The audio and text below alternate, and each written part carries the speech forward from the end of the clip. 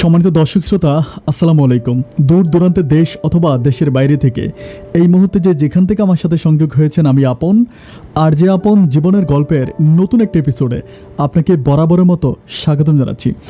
প্রিয় দর্শক শ্রোতা, আমরা অনেক সময় বলি যে ভালোবাসা দিয়ে সারা বিশ্বটাকে জয় করা সম্ভব। ধরেন আপনি আপনার কোনো বন্ধুর বাসায় যাচ্ছেন, মাঝপথে একটা কুকুর আপনাকে দিয়ে আসছে কামড় দেওয়ার জন্য। আপনি তখন কুকুরটাকে ভালোবাসা দিয়ে বুঝাচ্ছিলেন যে দেখো, আমি আমার বন্ধুর বাসায় যাচ্ছি, আমি এলাকার মানুষ, আমাকে কামড় দিও না। যতই আপনি কুকুরকে ভালোবাসা দেন না কেন, কুকুর কিন্তু আপনাকে ঠিকই কামড়াবে। কিন্তু আপনি যদি ভালোবাসা না দিয়ে সেই মুহূর্তে একটা লাঠি হাতে তুলে নেন, কুকুর আপনাকে দেখে দৌড়ে পালাবে। আমরা বলি যে সবুরে নেওয়া ফলে, কিন্তু সবুরে যে নেওয়া পচেও যায় তারই জ্বলন্ত প্রমাণ মিস্টার সানি। ডিয়ার ভিউয়ার্স, জীবনের ছোট্ট একটা ভুল কীভাবে ফুলের মতো সাজানো একটা জীবনকে ভেঙে তছনছ করে দিতে পারে তারই জ্বলন্ত প্রমাণ মিস্টার সানি। আজকে সানির জীবনের গল্পটা প্রত্যেকটা মানুষের জন্য অনেক বেশি শিক্ষণীয় হবে, তাই সবাইকে বরাবর মতো রিকোয়েস্ট করব গল্পটা শুরু থেকে শেষ অবধি খুব মনোযোগ দিয়ে শোনার জন্য। ধন্যবাদ সবাইকে। সম্মানিত দর্শক বন্ধুরা, আসসালামু আলাইকুম রহমতুল্লাহি ওবারাকাতু। আমার নাম হচ্ছে শামসুল ইসলাম সানি। আমার বাড়ি চিটাগং সন্দ্বীপ। দর্শক শ্রোতা, আমার একটা ছোটোখাটো পরিবার আছে। আমার পরিবারে আমি আছি, বাবা আছে, মা আছে আমার একটা ছোটো ভাই সহ একটা ছোটো বোন। আমরা টোটাল 2 ভাই 1 বোন। আমার আব্বা হচ্ছে একজন মুদি দোকানদার। আমাদের গ্রামেই আমার আব্বার একটা মুদি দোকান আছে। সে মুদি দোকান চালিয়ে আব্বা আমাদের সংসারটা চালায়। আমিও আমার পরিবারের জন্য অনেক কিছু করি। আমি ছোটোবেলা থেকে টিউশনি করি। আমি যখন ক্লাস 8-এ পড়ি তখন থেকে আমি বাচ্চা পড়াই। ক্লাস 8 থেকে আমি আমার সংসারের জন্য অনেক বেশি হেল্পফুল। আমার ছোটো ভাই এবং ছোটো বোনের বেশিরভাগ পড়াশোনার খরচটাই আমি দেই। আমি আমার জীবনের গল্পটা আমার কলেজ জীবন থেকে শুরু করি। আমি সন্দ্বীপের কোনো একটা কলেজে পড়াশোনা করতাম। সালটা ছিল তখন 2012। আমি আসলে যতটা পড়াশোনার প্রতি না মনোযোগী ছিলাম, তার চেয়ে অনেক বেশি মনোযোগী ছিলাম গানের প্রতি। আমি গান পাগল একটা ছেলে। আমাদের এলাকার যেখানেই কনসার্ট হইতো আমাকে কেউ ধরেও রাখতে পারতো না। আমি দৌড়ে সেখানে চলে যেতাম। 2012 সাল কিংবা 13 সালের মাঝে বাংলাদেশে ক্যাসেট চলতো, আপনারা হয়তো অনেকেই জানেন। ক্যাসেটে গান শোনা হইতো। যখন কোনো শিল্পীর এন্ড্রু কিশোর, আসিফ, তারপর মনির খান, এরকম শিল্পীদের যখন ক্যাসেট বেরোইতো, আমার আগে কখনো কেউ ক্যাসেট কিনতে পারতো না। আমি 32 টাকা থেকে 35 টাকা দিয়ে ক্যাসেট কিনতাম। সেই ক্যাসেটটা কিনে আমি গান শুনতাম। আমার শোনা হলে আমাদের এলাকাতে সবাই আমার কাছ থেকে ক্যাসেট নিয়ে গান শুনতো। আমি যতটা না গান শুনতে পছন্দ করতাম, তার চেয়ে অনেক বেশি গাইতে পছন্দ করতাম। স্কুল জীবন থেকে আমি গানের পাগল। যেখানে কোনো প্রোগ্রাম হতো, অনুষ্ঠান হতো কিংবা গানের প্রতিযোগিতা হইতো, আমি সেখানে দৌড়ে চলে যেতাম। আমার বাসার মধ্যে আমার কাছে মনে হয় যে আমার আব্বা আম্মা যে গোসল করতেছে সেই সবগুলো সাবানই বিভিন্ন জায়গাতে আমি গান গেয়ে পুরস্কার হিসেবে নিয়ে আসছি। আমি অনেক ভালো গান গাইতে পারি। যাই হোক, আমি আমার কলেজ জীবনে ফিরে যাই। আমি যখন কলেজে পড়ি তখন সালটা ছিল 2012। তো তখন আমি কলেজে পড়াশোনা করতাম, বাট 2012 সালের দিকে আসলে অত বেশি স্মার্টনেস ছেলেমেয়েগুলো ছিল না।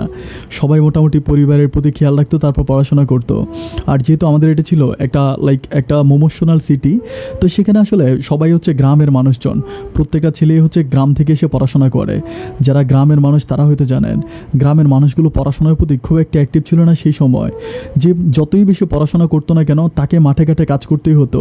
বাবা মাকে কাজে সাহায্য করা লাগতো। তো যাই হোক, আমাদের স্কুলে আমাদের কলেজে একটা মেয়ে ছিল যার নাম বর্ষা। বর্ষা আমাদের এলাকার ইউনিয়ন চেয়ারম্যানের মেয়ে। যতটা না সুন্দর, ততটা না রোমান্টিক, ততটা না কিউট টাইপের একটা মেয়ে। ওর প্রসঙ্গে যদি আমি বলতে চাই, আজকে সকালে সূর্য উঠে গুড মর্নিং বলে ফেলবে, কিন্তু আমি বলতে পারবো না। মেয়েটা যথেষ্ট শান্ত সভ্য একটা মেয়ে। ওর আব্বা চেয়ারম্যান, কিন্তু কখনো ওর ভিতরে আমি বিন্দুমাত্র অহংকার দেখি নাই। আমরা একসাথে স্কুলে পড়াশোনা করেছি। ওর নানু বাড়িতে পড়াশোনা করছিল ক্লাস 8 পর্যন্ত। ক্লাস 8 থেকে ও এসে আমাদের স্কুলে ভর্তি হয়। আমরা একসাথে এসএসসি কমপ্লিট করি। তারপরে যথারীতি একই কলেজে ভর্তি হই। আমাদের দুজনের মাঝে অনেক ভালো একটা ফ্রেন্ডশিপ আছে। ও আমাকে যথেষ্ট বুঝিও, আমিও তাকে যথেষ্ট বুঝি। বাট আগেও আমি অনেক বেশি ছোটো দেখতাম, মনে করতাম যে একটা পিচ্চি বাচ্চা মেয়ে। কিন্তু যখন ও কলেজে উঠলো, আমি দেখলাম যে মোটামুটি ও আসলে অনেক বড় হয়ে গেছে। ওকে দেখলে এতটা মায়া লাগে, আমি আসলে বলে বুঝাইতে পারবো না। চোখের দেখায় আমি তাকে আমার মনের ঘরে জায়গা দিয়ে ফেলি। আমার থেকে ভীষণ ভালো লাগে। আমি শুধু অপেক্ষা করতে থাকি কখন তাকে আমার ভালোবাসার কথাটা বলা যায়। একদিন তারই একটা বান্ধবী আছে, নাম হচ্ছে শিমলা।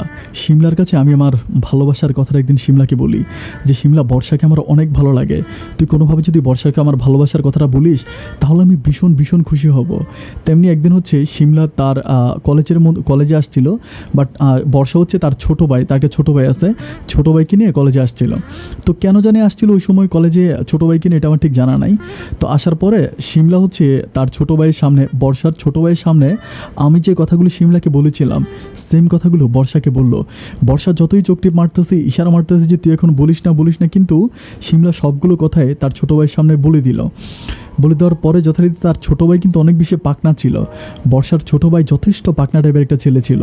সে বাসায় গিয়ে তার আব্বা আম্মা সবার কাছে সবগুলো কথা বলে দেয়।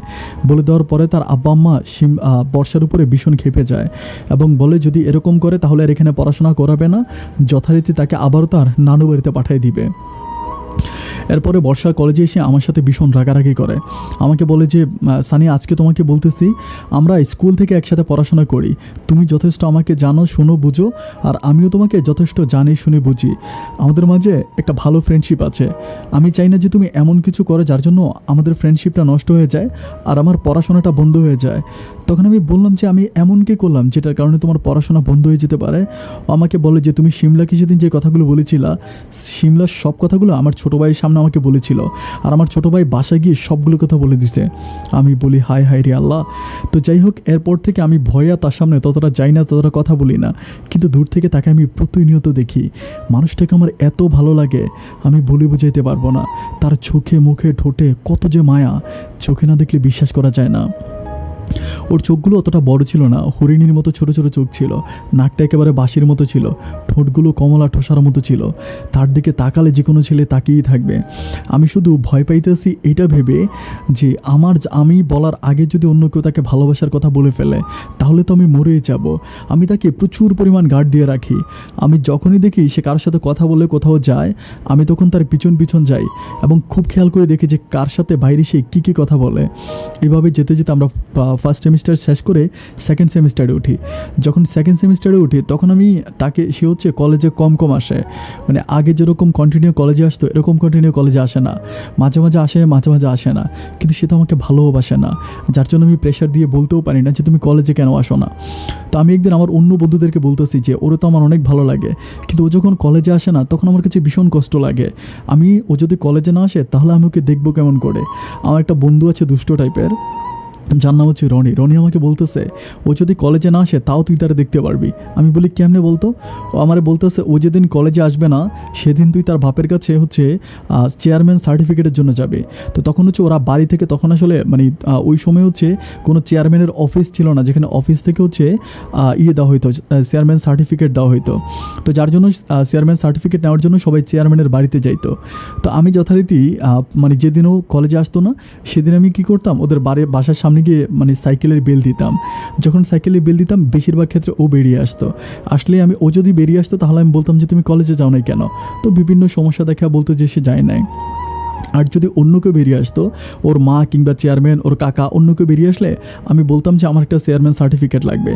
আমার মনে আছে আমি টোটাল 32টা চেয়ারম্যান সার্টিফিকেট আমি আমার বাড়িতে নিয়ে গেছি, যেটা শুনলে নর্মালি কোনো মানুষ হাসবে। 32টা চেয়ারম্যান সার্টিফিকেট আমার বাসায়।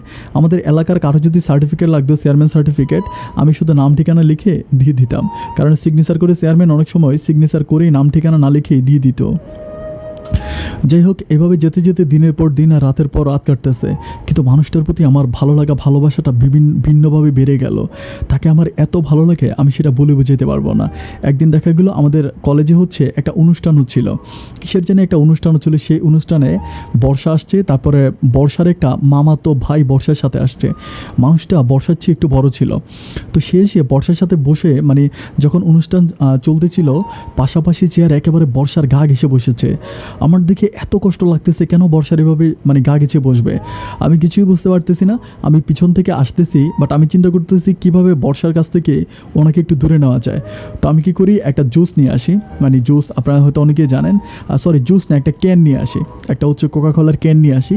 তো আমি ক্যানটাকে করি কি, ওনার পিছনে বসে ক্যানটাকে অনেকক্ষণ ধরে ঝাঁকড়ানোর পর ওনার শার্টের কাছে গিয়ে আমি মানে হচ্ছে ক্যানের মুখটা খোলার সাথে সাথে একেবারে পুরোটা হচ্ছে কোকা কোলা বেরিয়ে ওনার গায়ের উপর পরে। তখন উনি লাফ দিয়ে উঠে বলতেছে, হায় আল্লাহ, এটা কী হলো কী হলো। আমাকে অনেক বকাধকা দিচ্ছিলাম। আমি বললাম যে ভাই আসলে ভুল হয়ে গেছে, তো বুঝতে পারিনি যে আগে অনেক ঝাঁকড়ানো ছিল। তো উনি তখন বর্ষা বলতেছে যে ভাইয়া আপনার তো শার্টটা নষ্ট হয়ে গেছে, আপনি একটা কাজ করেন, বাসায় গিয়ে শার্টটা চেঞ্জ করে আসেন। তখন উনি শার্ট চেঞ্জ করার জন্য বাসায় যায়। সেই সুযোগে আমি ওনার চেয়ারে গিয়ে বর্ষার পাশে বসি। আমি বলি, আচ্ছা তুমি একটা কথা আমাকে বলো তো। তো বলি কি? আমি বললাম যে তোমার এই মামা তো ভাই কেন তোমার গা ঘেসে বসলো বলো তো। তখন সে আমাকে বলতেছে, ও আচ্ছা, এই জন্য বুঝি তুমি তার গায়ে কোক ঢেলে দিছো। আমি বললাম, আমি ইচ্ছে করে কোক ওনার গায়ে পালাইছি, কেন উনি তোমার গায়ে এরকম ঘেসে ঘেসে বসবে। তখন আমি কথার একটা ফাঁকে বলতেছি, বর্ষা আমি তো তোমাকে অনেক ভালোবাসি, তুমি কি এটা বিশ্বাস করো না? ও আমাকে বলে, দেখো আমার নিয়ে ভালোবাসাবাসিগুলো ভালো লাগে না, আর আমার কাছে মনে হয় প্রেম প্রীতি ভালোবাসা মানেই ধোঁকা, ছলনা, প্রতারণা। এই দুনিয়াতে কেউ কাউকে সত্যিকারে ভালোবাসতে পারে না। আমি বলি, আমার ভালোবাসা আমি তোমাকে প্রমাণ দিতে পারবো। ও বলে, তুমি কি প্রমাণ দিতে পারবা? আমি বলি যে একটা মানুষ সবচেয়ে বেশি ভালোবাসে তার জীবনকে, আর তুমি যদি চাও আমি তোমার জন্য হাসতে হাসতে আমার জীবনটাও দিতে পারবো। তখন বর্ষা আমাকে বলতেছে, প্রত্যেকটা রিলেশন এই কথা দিয়ে শুরুটা হয় আমি তোমাকে ছাড়া বাঁচবো না, আমি তোমাকে ছাড়া মরে যাব, কিন্তু আমাকে ছাড়াই কিন্তু সবাই দুনিয়াতে বেঁচে থাকে। এটা আসলে প্রতিটা ভালোবাসা শুরু হওয়ার জন্য এই এই এই শব্দটাই সবাই ব্যবহার করে। তখন আমার মনের ভিতর এত কষ্ট লাগলো যে মানুষটাকে আমি এত ভালোবাসি, ও কেন আমার ভালোবাসা বুঝে না। তো এরপরের দিন আমি কি করলাম, আমি একটু পাগলামি করলাম। পাগলামি বলতে আমি ব্লেড দিয়ে আমি কি করছি, হাত কেটেছি, মানে বিতে বর্ষা লিখেছি আর প্লাস দিয়ে আমি সানি লিখেছি, এস লিখেছি। এটা লিখে আমি আমার হাতটা ব্যান্ডেজ করে কলেজে এসেছি। কলেজে আসার পরে সবাই আমাকে জিজ্ঞেস করতেছে, কিরে তোর হাত ব্যান্ডেজ করা কেন? আমি সবাইকে বলতেছি যে আমি তো ভালোবাসার পরীক্ষা দিয়েছি। তো সবাই অনেক হাসাহাসি করতেছে যে ভালোবাসার কী পরীক্ষা দিয়েছিস যে হাতে ব্যান্ডেজ করে রাখতে হচ্ছে।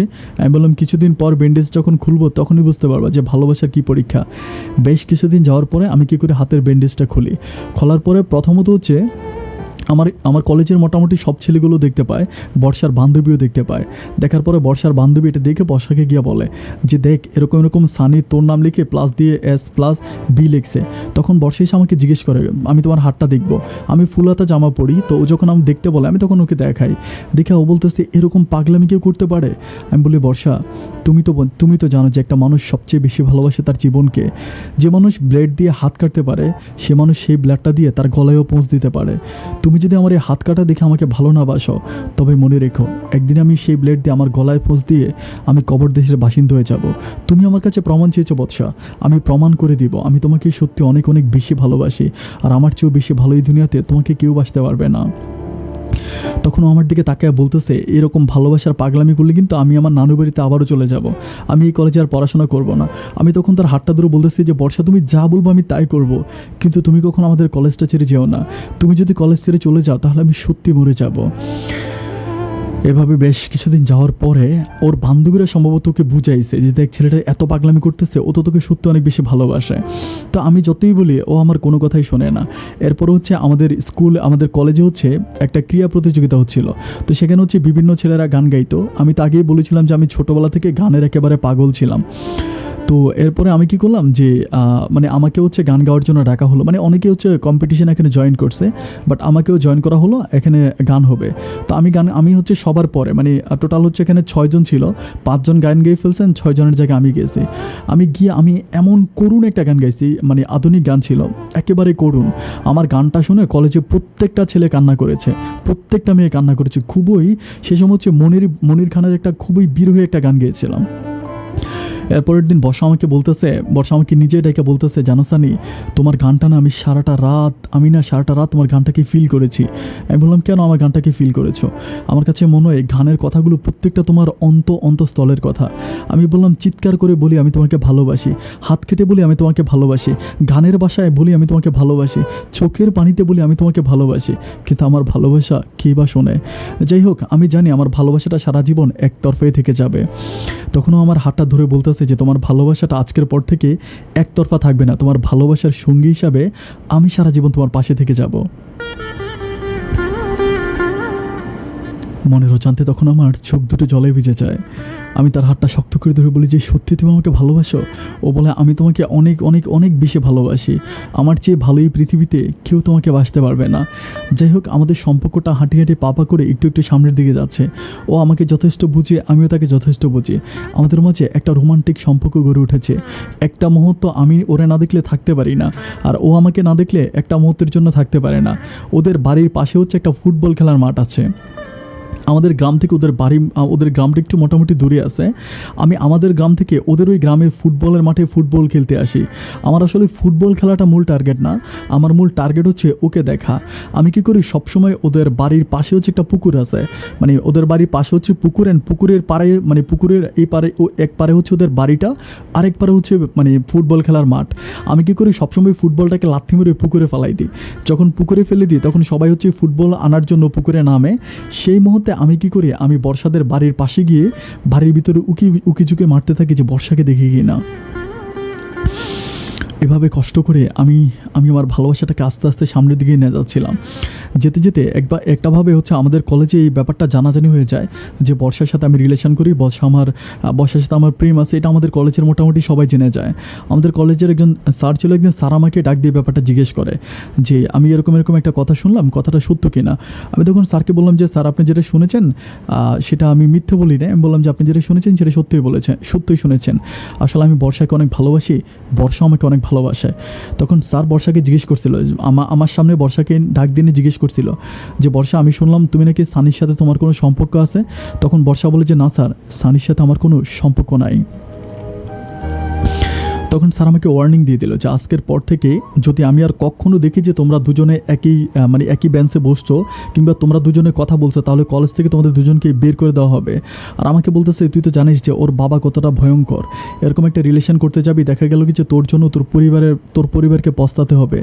এরপর থেকে আমি খুবই কষ্ট পাই। 2 দিন আমি আর ওর সাথে কথা বলি না। 2 দিন পরে একদিন আমাকে ডাক দিয়ে বলে, সানিয়া, আমি তোমার সাথে একটা কথা বলতে চাই। আমি বললাম যে তোমার সাথে আমার কোনো কথা নাই, এটা হচ্ছে ভালোবাসা। তুমি স্যারের সামনে ডাইরেক্ট বলে দিলে যে তোমার সাথে আমার কোনো সম্পর্ক নাই।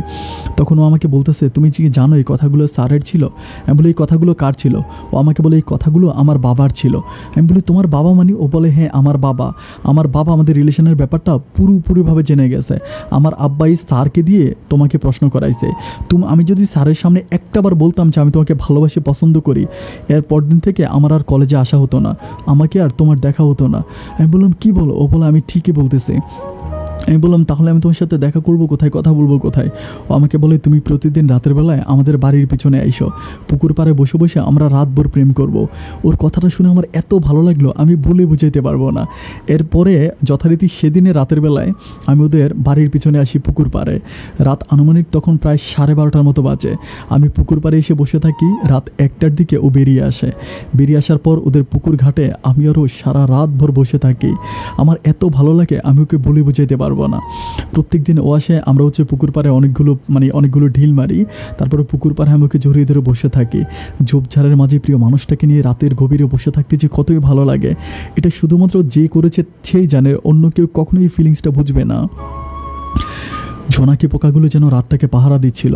মাথার উপরে যেন একটা বাতি জ্বলতেছিল। বাতিটাকে চাঁদ বলে আমি আখ্যায়িত করি।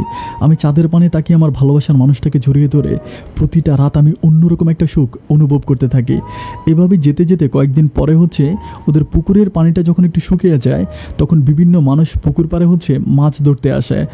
পুকুর পাড়ে হচ্ছে মাছ ধরতে যখন আসে, তখন আমি দেখলাম যে ওর সাথে আর এভাবে আমি পুকুর পাড়ে দেখা করতে পারি না। কারণ পুকুর পাড়ে দেখা করতে গেলেই দেখা যায় যে আমরা বসে আছি, হঠাৎ করে কেউ একজন লাইট মারে। তো এই ভয়ে ও আমাকে বলে যে ওদের বাড়ি থেকে একটু দূরে ভিতরের দিকে একটা জংলা টাইপের একটা জায়গা আছে, যেখানে হচ্ছে সচরাচর দিনের বেলায় মানুষজন যায় না। তো আমাকে বলে যে আমি রাতের বেলায় ওখানে যেতে ভয় লাগবে, তো তুমি আমাকে পুকুর পাড়ে আইসা আমাকে নিয়ে সাথে করে তুমি ওখানে যাবা, ওইখানে গিয়ে আমরা কথা বলবো, ওই জংলার ভিতরে কেউ যায় না। যাই হোক, এর পরের দিন আমি ওকে যথারীতি পুকুর পাড় থেকে ওই জংলার ভিতরে নিয়ে যাই। জংলার ভিতরে আমরা প্রায় 7-8 দিন যাই। 7-8 দিন যেতে যেতে আমাদের মাঝে এত প্রেম ভালোবাসা, এটা কলেজের কেউ বুঝতে পারে না। কলেজে আসলে আমরা কেউ কারোর দিকে তাকাইও না, কিন্তু প্রতিদিন রাতের বেলা ওর সাথে দেখা করার জন্য সাইকেল চালিয়ে আমি ওদের গ্রামে চলে যাই। অ্যান্ড এভাবে বেশ কয়েকদিন যাওয়ার পরে একদিন কী করলাম যে আমি ওকে নিয়ে ভিতরের দিকে যাচ্ছিলাম। একই সাথে আমরা যখন ভিতরের দিকে যাচ্ছিলাম, তখন আমরা যে জায়গাটায় সবসময় বসি, ওই জায়গাটা যখন বসছি, হঠাৎ করে পিছন থেকে 2-3 জন লোক এসে আমার চোখ মুখে ধরে ফেললো। সাথে সাথে বর্ষারও মুখে ধরে ফেললো, মুখ চাপা দিয়ে, বর্ষার মুখ চাপা দিয়ে ধরলো, আমারও মুখ চাপা দিয়ে ধরলো। ধরে সাথে সাথে করলো কি যে আমার পিছনে হাতটা বেঁধে ফেললো, আমার হাতটা বেঁধে ফেললো। আমি হাত খোলার জন্য যতই চেষ্টা করতেছি তখন একটা রুমাল দিয়ে লাইক একটা গামছা দিয়ে ওরা আমার মুখটা বেঁধে ফেলে। আমি তখন চোখে দেখতেছি যে এভাবে যখন গামছা দিয়ে বেঁধে ফেলে ওরা আমাকে বেঁধে ওখানে ফেলে দেয়। প্রায় 3-4 জন ছেলে থাকে, আমাদেরকে চিনতে পারে না, ঘুটঘুটে অন্ধকার ছিল সেদিন। তখন ওরা কী করে, আমার চোখের সামনে আমার ভালোবাসার মানুষ বর্ষাকে ওরা ধর্ষণ করে। ওরা পালাক্রমে 3 জন, টোটাল 4 জনের মতো ছিল, 3 জন মিলে আমার ভালোবাসার মানুষের সাথে এই কাজটা করে। এবং যখন 4র্থ জন করতে যায় ঠিক সেই মধ্যে কে জানি দূর থেকে লাইট টিপ মারে। যখন লাইট টিপ মারে তারা তখন আমাদেরকে এভাবে পালিয়ে তারা ওখান থেকে চলে যায়। যখন চলে যায় আমি দেখতেছি যে বর্ষার এমন অবস্থা যে ও উঠে যে আমার হাতের বাঁধনটা খুলবে ও পারতেছে না। প্রায় আধা ঘন্টার মতো চেষ্টা করে অনেক কষ্টে এখান থেকে উঠে আমার হাতের বাঁধনটা খুলে দেয়। খুলে দেওয়ার পরে আমি ওকে জড়ায় ধরি, ইচ্ছা মতো কান্না করি। আমি তারে বলি যে বাবু কিছুই হয় নাই, কিচ্ছু হয় নাই। ও আমারে বলতেছে প্লিজ আমি আর আমার মুখটা কাউকে দেখাইতে পারবো না। আমি ওর হাত পা ধরে কান্নাকাটি করতেছি, প্লিজ তুমি কান্না করো না, দেখো সব কিছু ঠিক হয়ে যাবে। যতই ওকে বুঝে ও বলে যে আমি কালকে সকালে বিষ খেয়ে মরে যাব, আমি আমার এই মুখ আর পৃথিবীর কাউকে দেখাবো না। আমি প্রচুর পরিমাণ কান্না করে ওকে বুঝাই। সেদিন ও আমার যখন বাঁধন খুলে দেয় আমি ওকে বাড়িতে পাঠিয়ে দিয়ে আমি আমার বাসায় যাই। বাসায় গিয়ে আমি রাতের অন্ধকারে চিন্তা করতে থাকি যে আমার জন্য এই মেয়েটার এমন একটা ক্ষতি হয়ে গেল, আমি তাকে বিয়ে করব। এর পরের দিন কলেজে গিয়ে আমি সবাইকে আমার যত বন্ধুবান্ধব আছে তাদেরকে আমি বলি যে আমি বর্ষাকে বিয়ে করব। অ্যান্ড এটা আমি প্রথমে যখন বর্ষাকে বলি বর্ষা রাজি হয় না। আমি বলি বর্ষা তোমার যে ঘটনাটা ঘটে গেছে, যেটা আমি দেখেছি, আমার নিজের কাছে নিজেকে অনেক বেশি ছোটো লাগতেছে, প্লিজ আমি তোমাকে বিয়ে করব। অনেক রিকোয়েস্ট করার পরে একটা পর্যায়ে সে রাজি হয়। রাজি হওয়ার পরে আমরা কী করি, সন্দীপ শহরে গিয়ে আমি ওকে একটা কাজী অফিসে বিয়ে করি।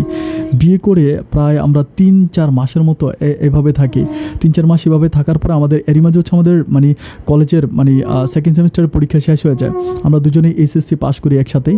পাস করার পরে ওকে ও নানু বাড়িতে পাঠিয়ে দিবে, ওর এখানে আর রাখবে না। ওর বাপের কিছু থেকে কিছু হলে নানু বাড়িতে পাঠিয়ে দিবে। ওনার নানু মামা ওরা অনেক ভালো, ওদের ওখানে থেকেও পড়াশোনা করবে। তো এরপর থেকে ওর সাথে আমার ওভাবে আর দেখা সাক্ষাৎ হয় না। বাট কীভাবে জানি আমাদের এই বিয়ের খবরটা আমার বাবার কানে চলে আসে।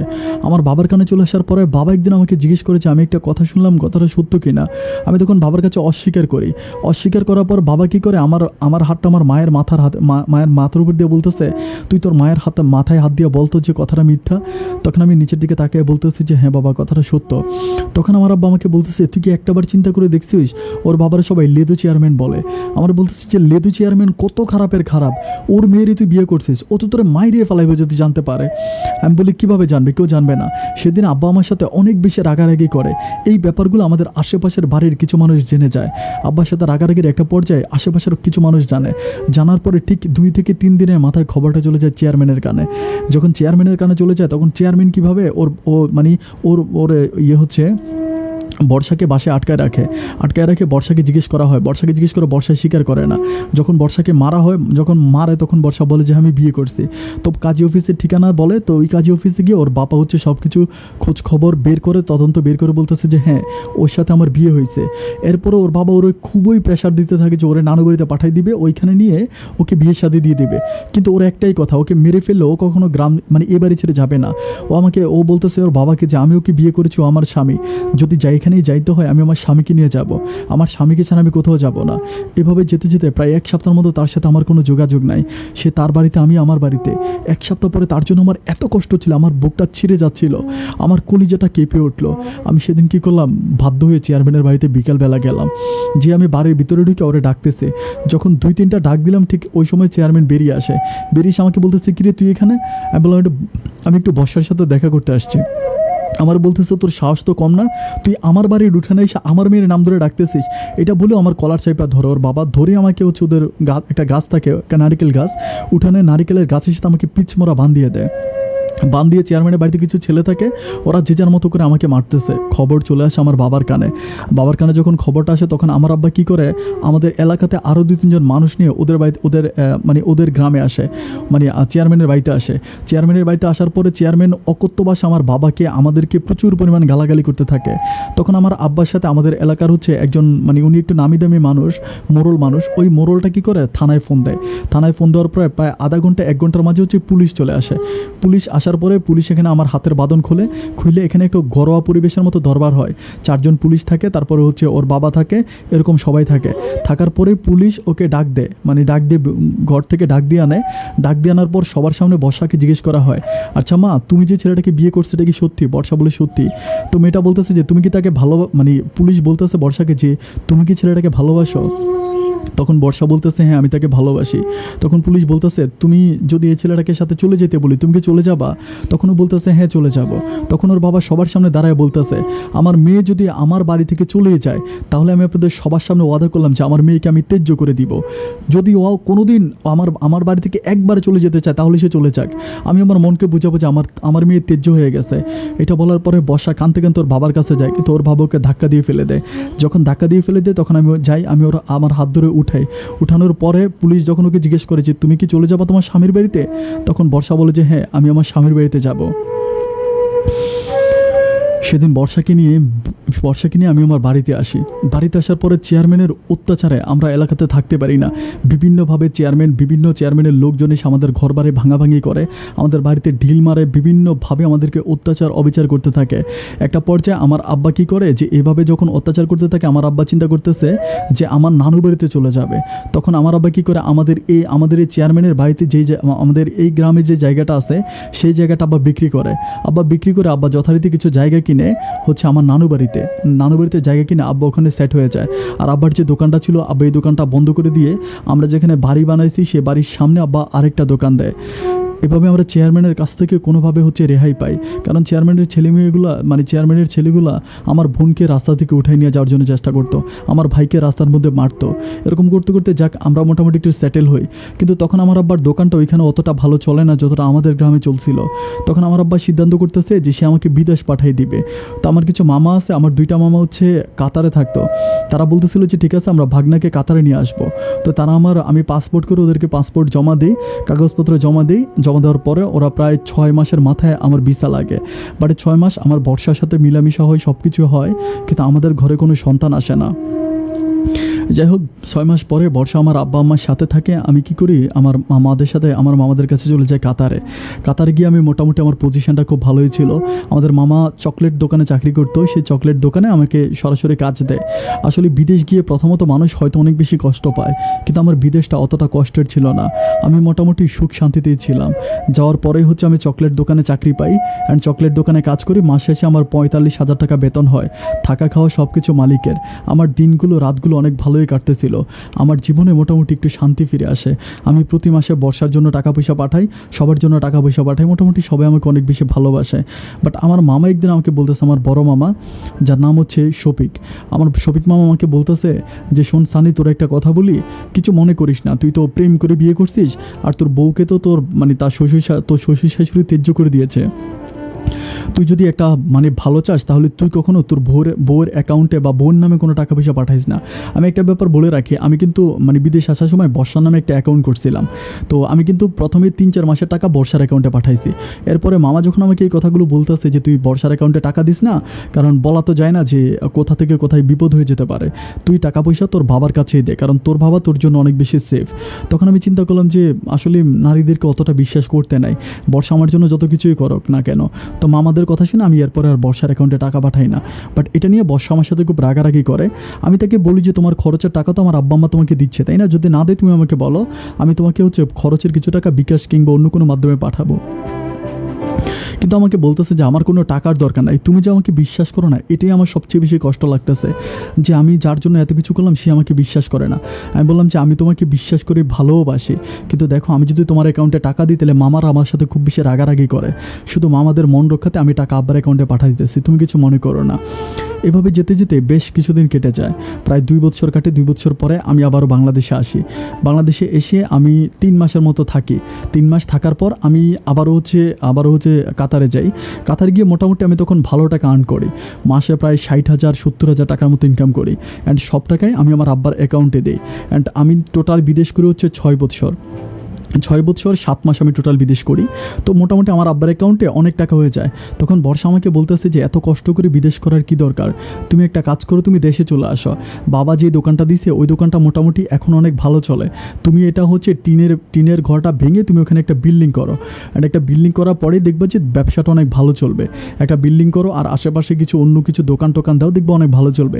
বর্ষা যখন আমাকে বুদ্ধিটা দেয় তখন আমি কী করি যে হ্যাঁ ও তো আমাকে খারাপ বলে না। তখন আমি মামাদেরকে বলি যে এই ঘটনা। তখন মামারা বলে ঠিক আছে, তুই যদি বাড়িতে সেটেল হতে চাস তাহলে আমরাও তোকে কিছু টাকা পয়সা দিব, তুই ব্যবসা বাণিজ্য কর। তখন মামাদের সাথে মামাদের কথাবার্তা শুনে বা আমার ওয়াইফের কথা শুনে আমার আব্বা আম্মা সবাই সেম কথাই বলে আমি কী করি বাংলাদেশে চলে আসি পার্মানেন্টলি। বাংলাদেশে আসার পরে আমার আব্বার যে দোকানটা ছিল এই দোকানটাকে ভেঙে আমি হচ্ছে নতুন করে একটা দোকান করি, অনেক বড় করে, মোটামুটি একটু বড় সড়ো করেই দোকানটা করে আমি ওখানে হচ্ছে বিভিন্ন রকমের হচ্ছে ভ্যারাইটিস যে আইটেমগুলো, মানে একেবারে ভ্যারাইটিস মুদি মাল, ভ্যারাইটিস ছাট, মানে সব কিছুই থাকে। তো মোটামুটি দোকানটা অনেক ভালোই চলতেছিল, আমাদের ব্যবসা বাণিজ্যগুলো মোটামুটি অনেক ভালোই যাচ্ছিলো। এভাবে যেতে যেতে প্রায় 6-7 মাসের মতো কাটে। বাট 7 মাসের মতো কাটার পর নতুন একটা ঘটনা ঘটে। নতুন ঘটনা বলতে আমার আম্মা সবসময় একটা ব্যাপার নিয়ে খুব কান্নাকাটি করে যে তুই বিয়ে করছিস, আজকে এত বছর হয়ে গেল, তোর কোনো সন্তান হচ্ছে না। আমি কেন সন্তান হচ্ছে না আমি এটা নিজেও বুঝি না, বাট আমি এই ব্যাপারটাতে খুব বেশি লজ্জা পাই। বর্ষা আমাকে বলে যে চলো না ডাক্তারের কাছে যাই, ডাক্তার দেখাই। বাট আমি বলি যে না আমার আসলে আমি কখনো ডাক্তার দেখাবো না। অনেকে হয়তো ব্যাপারটাতে অনেক কিছু মনে করেন, বাট আমি জানি যে ওখানে গেলে নাকি মানে প্যান্ট খুলতে হবে, ডাক্তার দেখবে বা অনেক প্রবলেম। তা আমার অনেক লজ্জা লাগে যে না আমি এটা করতে পারবো না। আমাকে যতই বলে যে আমি বলি যে না আমি যাবো না। এভাবে যেতে যেতে বেশ কিছুদিন কেটে যায়, প্রায় 1 বছরের মতো কাটে। বাট 1 বছর পরে আমার আব্বা আম্মা প্রচুর পরিমাণে খেপে যায়, মানে তারা আগের মতো থাকে না। তারা আমার সাথে প্রচুর পরিমাণ রাগারাগি করে সন্তানের জন্য। আমার মা খাওয়া দাওয়া করে না, আমার আব্বা খাওয়া দাওয়া করে না। বাট দোকানটা যে আমি দিয়েছিলাম, দোকানের কাজ যে আমি করিয়েছিলাম, এই সবগুলো আমার কিছু জমানো টাকা কাতারে ছিল সেটা দিয়ে। আমার আব্বার অ্যাকাউন্ট থেকে কিন্তু আমি এই পর্যন্ত একটা টাকা উঠাই নাই। তো আমি আব্বাকে বলতেছিলাম যে আব্বা আমার কিছু টাকা দাও, যে আমি হচ্ছে সামনে আমি চিন্তা করতেছিলাম যে সামনে আমি আরেকটা ক্যাফ করব, মানে ক্যাফ করে মানে হচ্ছে সিমেন্ট দিয়ে ছাতা বানাবো, অ্যান্ড ছাতার নিচে আমি হচ্ছে কয়েকটা মানে মানুষ যাতে বিকেলবেলা এসে বসতে পারে এরকম একটা ব্যবস্থা করব, এরকম একটা ব্যবস্থা করি চিন্তা ভাবনা করতেছিলাম। কিন্তু না, আমার আব্বা আমাকে কোনো টাকা পয়সা দিচ্ছে না। আমার আব্বা খালি একটা কথাই বলে যে ব্যবসা বাণিজ্য করে কী হবে, তোর টাকা পয়সা কে খাবে। তাই বললাম যে ঠিক আছে, তাহলে আমার ছোটো ভাই তো আছে, ওরে বিয়ে করাই দাও, ওর সন্তানাদি হবে, তাই না। তা আমার আব্বা বলতেছে তোর সন্তান আলাদা, ওর সন্তান আলাদা। তো এটা নিয়ে মানে পরিবারের মাঝে অনেক বেশি ঝগড়া হয়। আমার আব্বা আমাকে টোটালি কোনো টাকা পয়সা দেয় না। আব্বা একটা কথাই বলে যে এই টাকা পয়সা দিয়ে কোনো লাভ নাই, টাকা পয়সা দিয়ে কী হবে, কারণ তোর কোনো সন্তানাদি নেই, তোর এই টাকা পয়সা খাবে কে। আমি বললাম তুমি টাকা পয়সা খাবে কে, মানে আমি ব্যবসা বাণিজ্য করি না, তাদের একটাই কথা যে তুই বিয়ে কর। আমি আমার আব্বা আম্মাকে বলতেছি তোমরা কি পাগল হয়ে গেছো, তোমরা কি জানো না বর্ষা আমার জন্য কত কী করছে। তখন আমার আম্মা একটা কথাই বলে যে বর্ষা তোর জন্য কী আর করছে, বর্ষা তোকে ভালোবেসে ওর আব্বা আম্মাকে ছেড়ে তোর কাছে আসছে, এই তো, আর তো কিছু না। আমরা তোর বাবা মায়ের কাছ থেকে একটা টাকাও নেই। বা তুই বিদেশ গেছিস, মানুষ শ্বশুর শাশুড়ির কাছ থেকে কত কিছু নেয়। বর্ষা কি তার বাবার কাছ থেকে একটা টাকা আনতে পারছে, বরং বর্ষার বাপে ওকে ত্যায্য করে দিছে। এখন তো এই মেয়ের বাপ মাও নাই, সুতরাং তুই একটা বিয়ে শাদী কর, কিছুই হবে না। আমাকে বিভিন্নভাবে বিয়ের জন্য প্রেশার দিচ্ছিল। আমি বললাম যে আমার জীবন থাকতে আমি কখনো এই কাজটা করতে পারবো না। বাট দিন যত যাচ্ছে আমার পরিবারের প্রবলেমটা ততই বাড়তেছে। না মা খাওয়া দাওয়া করে, না আব্বা খাওয়া দাওয়া করে। আব্বা আমার এরকম কষ্ট দেখে বর্ষাও দিনের পর দিন খাওয়া দাওয়া বন্ধ করে দেয়। যখন খাওয়া দাওয়া বন্ধ করে দেয় আমার এত কষ্ট লাগে, তখন আমি চিন্তা ভাবনা করতেছিলাম আমি আবার আমার মামাদেরকে ফোন দেই। মামাদেরকে ফোন করে বলি যে মামা আমার জন্য একটা ভিসা পাঠান, আমি বিদেশ চলে যাব। তখন তারা আবারও আমার জন্য ভিসা প্রসেস করে আমার জন্য ভিসা টিসা পাঠায়, অ্যান্ড আমি হচ্ছে বিদেশ চলে যাই। অ্যান্ড আমি যখন বিদেশ যাই, আবার আমি যখন চলে যাই তখন আবার আব্বা আম্মা কিন্তু আমাকে দিচ্ছিল না। আমি একরকম তাদের সাথে জোরাজোরি করেই বিদেশ যাই। অ্যান্ড বিদেশ যাওয়ার পরে যে প্রবলেমটা হয়েছে, আমার আম্মার হঠাৎ করে ডাইন সাইডে ব্যথা, মানে আমার আম্মার এত ব্যথা যে আমার আম্মা মানে খাট থেকে উঠতে পারে না। ডাক্তারের কাছে নিয়ে যায়, অনেক কিছু করা হয়, কিন্তু ডাক্তার বলে যে ওই সময় আমার আম্মার অপারেশন করতে হবে, কারণ আমার আম্মার একটা কিডনি নাকি সম্পূর্ণ ড্যামেজ হয়ে যায়। যখন একটা কিডনি সম্পূর্ণ ড্যামেজ হয়ে যায় তখন আমি ঠিক বুঝতে পারি না যে মানে একটা কিডনি ড্যামেজ হয়ে গেছে, মানে তারা কিন্তু আমার মা কিন্তু আমাকে এটা বলে নাই যে আমার আম্মার একটা কিডনি ড্যামেজ হয়ে গেছে। আমার একটা কিডনির অবস্থা খুবই খারাপ হয়ে গেছে। তো এখন ডাক্তার বলতেছে যে একটা কিডনি চেঞ্জ করতে হবে, বাট কিডনি চেঞ্জ করতে অনেক টাকা লাগবে। আর আমি তো মানে আমাকে আর এই ব্যাপারগুলো ওরা বলে না, বলে যে খালি আম্মা অসুস্থ, আম্মা অসুস্থ এইটুকুই বলে। বাট এরপরে আমি পরে যেটা জানতে পারি আর কি, ওরা কি করে আমার ওয়াইফকে প্রেশার দেয়, প্রেশার দিয়ে বলতেছে যে একটা মানুষ মানুষ একটা কিডনি নিয়ে বাঁচতে পারে, একটা মানুষ একটা কিডনি নিয়ে বাঁচতে পারে। ওরা আমার বউকে আমার আব্বা আম্মা দুজনেই বুঝায়। অনেক বোঝানোর পরে বলে যে তুমি সানিকে কিছু বইলো না, তুমি তোমার একটা কিডনি তোমার শাশুড়িকে দান করো, আল্লাহ তোমাকে অনেক বেশি রহমত করবে, আল্লাহ তোমার উপরে সদয় হবে। মা তুমি একটা কিডনি তোমার শাশুড়িকে দান করো। আমার আব্বা আম্মা তাকে এমনভাবে বুঝায়, ও আমাকে না বলেই সরাসরি ওর একটা কিডনি ও আমার মাকে দিয়ে দেয়।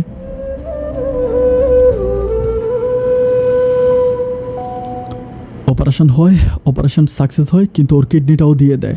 বাট এইভাবে যেতে যেতে বেশ কিছুদিন চাই, খবরগুলো কিন্তু আমি কিছুই জানি না। এরই মাঝে আমি একটা ব্যাপার বলতে ভুলে গেছিলাম, আমার ছোটো বোনটার কিন্তু বিয়ে হয়েছে। আমার ছোটো বোনের সাথে আমার একদিন ফোনে কথা বলতে বলতে একদিন ছোটো বোন আমাকে বলতেছে যে মায়ের তো কিডনিতে প্রবলেম হয়েছিল, তো মায়ের কিডনি কিন্তু ঠিক করা হয়েছে। আমি বললাম মায়ের কিডনি কীভাবে ঠিক করছে? তো বলে যেভাবেই হোক ঠিক করা হয়েছে। বাট আমি যখন কথার প্রেস দিয়ে তাকে জিজ্ঞেস করি, তখন সে হঠাৎ করে বলে দেয় যে ভাবি তার একটা কিডনি আমার আম্মাকে দিছে। কথাটা শুনে মনের অজান্তে আমার চোখ দুটো জলে ভিজে যায়। আমি চিৎকার করে কেঁদে উঠে বলি যে তুই কী বলতেছিস? কেন? আব্বার অ্যাকাউন্টে টাকা আছে না? আব্বার অ্যাকাউন্টে কি টাকার অভাব নাকি? আব্বার অ্যাকাউন্টে তো অনেক টাকা আছে, প্রায় 20 লাখ টাকার মতো আব্বার অ্যাকাউন্টে আছে। আব্বা কি পারতো না এই টাকা দিয়ে আমার মায়ের চিকিৎসা করতে? আমার বউ কেন কিডনি দিতে হবে আমার মাকে? তখনও আমার বোন বলতেছে যে আমার বোন তখন কোনো কথা না বলেও ফোন কেটে দেয়। তখন আমি কী করি, এত রাগারাগি করে আমি সাথে সাথে আমার মালিককে ফোন করি। আমি ইমিডিয়েটলি 1 সপ্তাহের ভিতরে আমি বাংলাদেশে চলে আসি। বাংলাদেশে এসে আমি আমার ওয়াইফের পেটে দেখতে পাই যে ঠিকই তার পেট কাটা।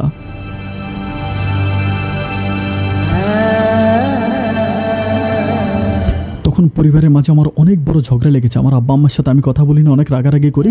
একটা পর্যায়ে আমি আমার আব্বাকে বলতেছি যে আব্বা তোমার অ্যাকাউন্টে তো এত টাকা ছিল, তাহলে কেন তোমার অ্যাকাউন্টে এত টাকা থাকার পরেও কেন আমার ওয়াইফকে বলি হইতে হলো? কেন আমার ওয়াইফ এই কাজগুলো করলো? আমার আব্বাকে আমি অনেকভাবে বলি যে তোমার অ্যাকাউন্টে তো অনেক টাকা ছিল, তাহলে টাকাগুলো কোথায়? তোমার অ্যাকাউন্টে এত টাকা থাকতে কেন আমার বউ নিজের কিডনি দিয়ে আমার মাকে বাঁচাইলো? কেন এরকমটা হলো? তখন আমি জানতে পারি যে তখন বাংলাদেশে ডেস্টিনি ছিল। আমার ছোটো ভাইটা তখন কলেজে পড়তো, ও তখন ডেস্টিনিতে ভর্তি হয়েছিল। ডেস্টিনিতে ভর্তি হওয়ার পরেও আমার আব্বাকে বলতেছিল যে আব্বা কিছু টাকা পয়সা দাও, কিছু টাকা পয়সা ডেস্টিনিতে দিলে ডেস্টিনিতে যে টাকা দিবা তা ডাবল হয়ে যাবে। আমার অ্যাকাউন্টে যত টাকা ছিল সব টাকাই আমার ছোটো ভাই আমার আব্বার অ্যাকাউন্ট থেকে উঠিয়ে, আমার আব্বার অ্যাকাউন্টে যত টাকা ছিল সব টাকা আমার ছোটো ভাই আব্বার অ্যাকাউন্ট থেকে উঠিয়ে সম্পূর্ণ টাকাগুলো আমার ছোটো ভাই ডেস্টিনিতে দিয়ে দেয়। এবং যথারীতি ডেস্টিনি কোম্পানিটা বাংলাদেশ বন্ধ করে দেয়। বন্ধ করে দেওয়ার পরে আমার একটা টাকাও আমার ছোটো ভাই আর ডেস্টিনি থেকে নিতে পারে না। ডেস্টিনি যখন বন্ধ হয়ে যায় আমার সবগুলো টাকায় মায়ের। তারা আর আমার কাছে টাকা চাই না, কারণ আমার কাছে টাকা চাইলে তো আমি বলবো যে ব্যাংকের টাকা কোথায়, ব্যাংকের টাকার হিসাব আমি চাইবো। এই ভয়ে তারা আমার কাছে টাকা নেয় যে আমার বাবা আর আমার মা আমার সরল সোজা বউটাকে বলে দিল। আমি তখন তাদেরকে বললাম যে তোমরা এই কাজটা কেন করলা? তোমাদের কি একটাবার মনে হলো না তোমরা আমারে বলতা? আমি প্রয়োজন আমার রক্ত বিক্রি করতাম, আমি আমার কিডনি বিক্রি করতাম, কিন্তু আমার এই সরল সোজা বউটার কিডনি তোমরা কেমনে নিয়ে গেলা? তখন আমার আম্মা বলতেছে যে ওর কিডনি দিয়ে কি হইব, ওই তো হচ্ছে অবয়া। আমি বললাম যে অবয়া মানে কি? বলে যার বাচ্চা হয় না সে অবয়া, ওর বাচ্চা কাচ্চা কিছু হইব না, ওর কিডনি দিয়ে হইব কি? তখন আমি কি করি, আমার প্রচণ্ড রাগ হয়ে আমি আমার মায়ের পেটে লাথি মারি। মায়ের পেটে লাথি মারার পর আমার বউ আমাকে দরাদরি করে আমাকে ঘরে নিয়ে যায়। এরপর থেকে আমি খাওয়া দাওয়া করি না, আমি ঘুমাই না, আমি একরকম পাগলের মতো হয়ে যাই। আমার অবস্থা এতটাই খারাপ হয়েছে আমি বলে বোঝাতে পারবো না। তখন আব্বা আম্মার সেই আবারও প্রেশার, আমাকে বিয়ে করতে হবে, আমাকে বিয়ে করতে হবে, আমার সন্তানাদি দরকার। একটা পর্যায়ে আমি জানি না, আমি এগুলো বিশ্বাস করি না। তারপরেও আমার মা আমাকে বলে যে ও ভালো হয়ে যাবে। আমার মা কী করে, আমার ওয়াইফকে দিয়ে আমার ওয়াইফের চুল কেটে নেয়। আমার ওয়াইফের চুল কাটে, আমার চুল কাটে, কেটে কীভাবে জানে, আমার মা একটা কবিরাজের সাথে কথা বলে তাবিজ বানায়। অ্যান্ড সেই তাবিজটা আমার হাতে পরাইয়া দেয়। তাবিজটা যখন আমার হাতে পরাইয়া দেয়, আমার বউকে দিয়ে কিন্তু আমাকে পরায়। আমার মা আমার বউকে বলতেছে যে তাবিজটা ওর হাতে পরাইয়া দাও, ওর হাতে পরাই দিলে দেখবা ও মোটামুটি একটু সুস্থ হবে বা ও পাগলামি করবেন। আমি তখন আবকা বকতাম, ঘুমে কথা বলতাম, পাগলামি করতাম। তাবিজটা যখন আমার হাতে পরাই দেওয়া হয় তখন থেকে আমি খেয়াল করতেছি যে আমার বউয়ের সাথে আমার দ্বন্দ্ব বেড়ে যাচ্ছে। আমি কোনোভাবে আমার বউকে সহ্য করতে পারি না। আমার বউকে দেখলেই আমার গায়ে কেমন জানি আমার এত খারাপ লাগে, আমার ভালো লাগে না। সোজা কথা, আমার বউয়ের চেয়ারে আমার কাছে ভালো লাগে না। এভাবে যেতে যেতে আমি খুবই বিরক্ত হয়ে যাই। যখন আমার আব্বা আম্মা তখন আমাকে অনেকভাবে বোঝাচ্ছিল তুই বিয়ে কর। একটা পর্যায়ে আমি ওদের কথায় রাজি হয়ে যাই।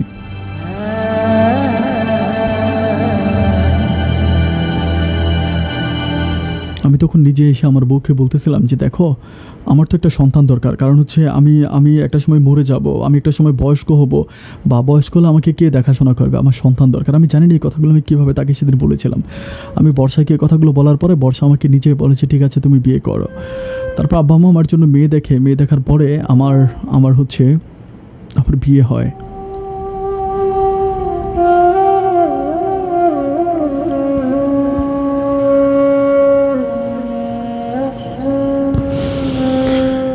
কিন্তু সবচেয়ে কলিজা কাঁপানো কথা হচ্ছে, আমার যেদিন বিয়ে হয়, যেদিন রাতের বেলায় আমার বাসর হয়, আমার বউয়ের সাথে আমি রাত প্রায় 8টা পর্যন্ত ছিলাম। 8টা পর্যন্ত থাকার পরে আমি যখন পাশের রুমে বাসর করার জন্য যাই, আমার বাসর যখন কমপ্লিট হয়, আমি রাত আনুমানিক কেমন জানি রাত 3টার দিকে আমার বউয়ের কথা মনে পড়তেছে, আমার বর্ষার কথা মনে পড়তেছে, আমার বর্ষার কথা এত মনে পড়তেছে আমি বলে বোঝাতে পারবো না। আমি বাসর ঘর থেকে তখন বের হয়ে যখন আমি আমার রুমে যাই, আমি যেয়ে দেখতে পাই যে আমার বর্ষা আমার বাসায় ফ্যানের সাথে ঝুলে আছে।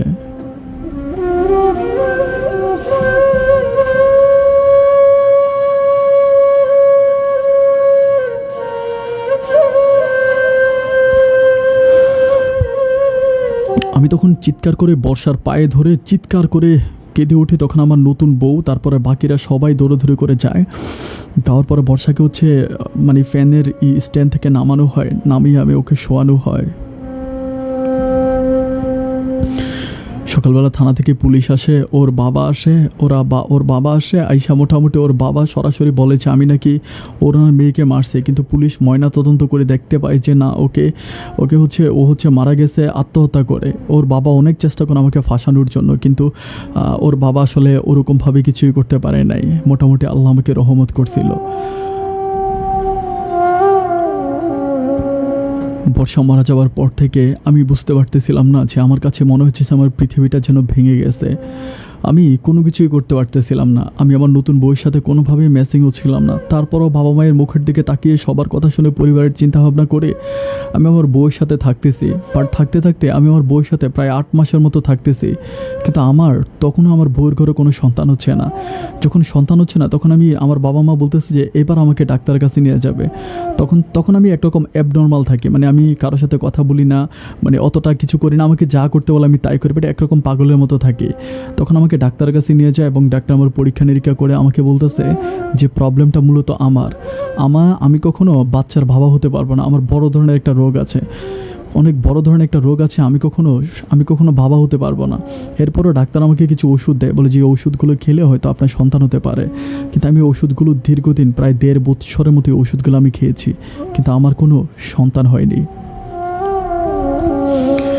আজ আমি আমার সেকেন্ড ওয়াইফের জ্বালায় ঘরে থাকতে পারি না, নাই কোনো সন্তান। একদিকে আমার মা আমার উপর অত্যাচার করে, একদিকে বাবা আমার উপর অত্যাচার করে। সারা জীবনের ইনকাম যে খেয়ে ফেললো ছোটো ভাই পাগলামি সাগলামি করে। রাতের বেলায় শান্তির জন্য একটু ঘুমানোর জন্য ঘরে আসি, কিন্তু আমার বউ আমার উপর অত্যাচার করে। শেষ পর্যন্ত বউয়ের সাথে থাকতে না পেরে বউ আমাকে উল্টো ছেড়ে দিয়ে, আমাকে উল্টো ডিভোর্স দিয়ে আমার বউ আমাকে ছেড়ে চলে যায়।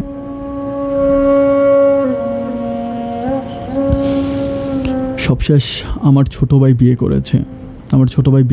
এখন ওর ঘরে একটা ছেলে আছে। আমার ছোটো ভাইয়ের ছেলেটাকে নিয়ে আমার আব্বা আম্মা আজকে মহা খুশি। আমার আব্বা আম্মার মতো খুশি এই দুনিয়াতে কোনো মানুষ নাই। আপন ভাই আমার বউয়ের কিডনি দিয়ে আমার মায়ের দুনিয়াতে বেঁচে আছে। আপন ভাই আমার সেই বউ, যে বউ তার বাবা বলেছিল যে তুই যদি এই ছেলের সাথে চলে যাস, আমি তোকে এই মুহূর্তে ত্যায্য করে দিব। আমার বউ বলছে আমি আমার স্বামীর কাছে যাব। ও আমার হাতটা ধরে ওর বাবার উঠান থেকে চলে আসছে। আমাকে না জানিয়ে আমার বাবা মায়ের কথায়, আমার বাবা মাকে ভালোবেসে, আমাকে না জানিয়ে তার শরীরের তাজা কিডনি দিয়ে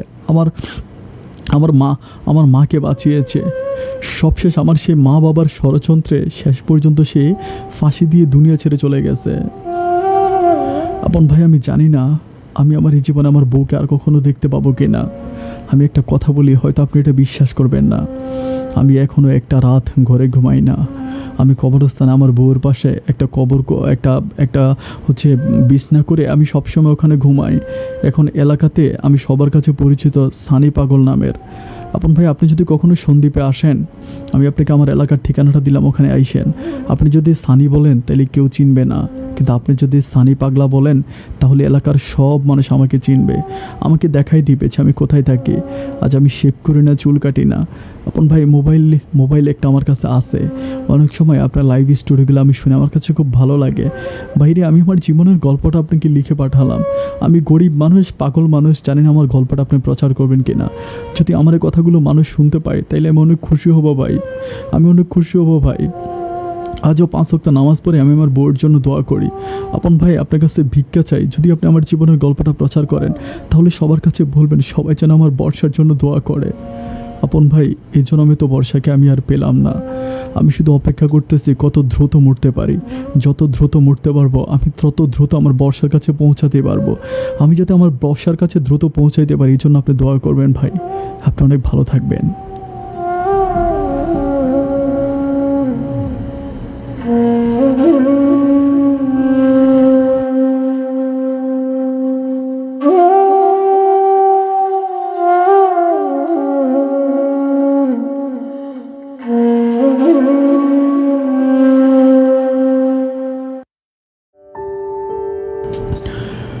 সম্মানিত দর্শক বন্ধুরা, সবাইকে অনেক বেশি ধন্যবাদ পুরোটা গল্প আমার সাথে শোনার জন্য। আসলে একটা জীবনের গল্প মানে কিন্তু 2 ঘন্টার কথা না, একটা জীবনের গল্প মানে 1 ঘন্টা বা 40 মিনিটের কথা না। একটা জীবনের গল্প হচ্ছে অনেক বড় হয় জীবনের এই গল্পটা। কিন্তু এই গল্পটাকে আসলে সংক্ষেপ করতে গেলে অনেক ক্ষেত্রে আসলে আপনারা হয়তো বুঝতে পারেন না যে অনেক ক্ষেত্রে হয়তো এটার সাথে ওইটার মিলে না, মানে কথার সাথে কথা মিলে না। অনেকটা জিনিস অংশ যখন কেটে দেওয়া হয় তখন এর পরের অংশের সাথে খুব সহজে মিলানো সম্ভব হয় না। তারপরও যারা মনোযোগ দিয়ে গল্পটা শোনেন তারা কিন্তু চেষ্টা করলে এই গল্পটা ম্যাচিং করতে পারবেন, মিলিয়ে নিতে পারবেন। সম্মানিত দর্শক শ্রোতা, আমি মাঝে মাঝে বলি যে জীবন নাটকের চেয়ে অনেক বেশি নাটকীয়। আপনি একটা বার চিন্তা করেন, আমি ওনার গল্পটা পাওয়ার পর আমি চিন্তা করতেছি যে এটা সেই মেয়েটা। আমি জাস্ট এই মেয়েটা কী করলো, মানে আমি বলি যে নির্ঘাত সে একটা ফেরেস্তা ছিল। আল্লাহ দুনিয়াতে মানুষরূপে একটা ফেরেস্তাকে পাঠিয়েছিল, কিন্তু সানি ভাই এতটাই কপাল পড়া ছিল সেই ফেরেস্তাকে সে তার জীবনে ধরে রাখতে পারেনি। এবং আজ সে সবশেষ তার বউ এবং সেকেন্ড ওয়াইফ, যে বাচ্চা হচ্ছে না দেখে সেকেন্ড ওয়াইফে চলে গেল।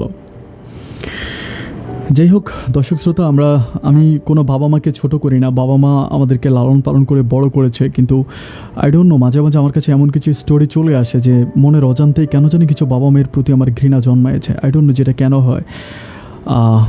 এরপরও আমি বলি যে বাবা মা ভালো, আল্লাহ তাদেরকে অন্তত বোঝার তৌফিক দান করুক। যে বাবা মাগুলো এখনও নেগেটিভে আছে তারা যাতে চিন্তা করে যে নিজের মেয়েটাকে যখন আমি অন্যের বাড়িতে বিয়ে দিই তখন কিন্তু আমার মেয়েটা কিন্তু অন্যের বাড়িতে থাকে, অ্যান্ড অন্যের একটা মেয়েকে যখন আমি আমার বাড়িতে নিয়ে আসি তখন অন্যের মেয়েটাকে যেই শাশুড়ি নিজের মেয়ে হিসেবে নিতে পারে না, যেই শাশুড়ি অন্যের মেয়েটাকে নিজের মেয়ে হিসেবে নিতে পারে না, বিশ্বাস করেন তার মেয়েটাকেও অন্য কারো মেয়ে হিসেবে নিবে না।